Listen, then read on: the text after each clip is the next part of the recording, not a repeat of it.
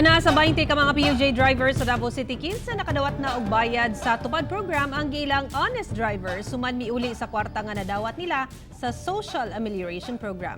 Ani report ni Sheila Vergara Rubio. Hingpit na nga nabayran ang mga PUJ driver sa Rotang Mintal ug Kalinan kinsa benepisyaryo sa tupad program. Sila ang mga naka-avail sa mong programa isip ayuda sa mga driver taliwala sa kalisod nga nasinati sa COVID-19 pandemic. Dakong tabang kanila ang kapin 11,000 pesos nga nadawat.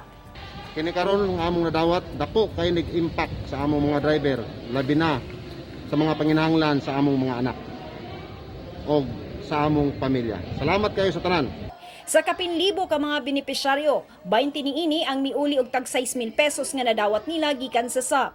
Paitman ang panahon karon, apan nagpabiling matinud-anon sila si Gomercido Dehon Jr., Reynaldo Traspe, Leo Carpillo, Joe Marie Fernandez, Arnie Adot, Felix Quinio, Aldrin Pansit, Eugenio Peligro, Michael Lumagbas, Mardonio Manog, Loreto Lumiki Jr., Reynaldo Luzano, Ayan Iran, Ronan de los Reyes, Rodale Jan Ferber, Rolly Aniñon, Reynersa, Eugerio Nerio Jr., Alan Arabis ug Elmer Sakay.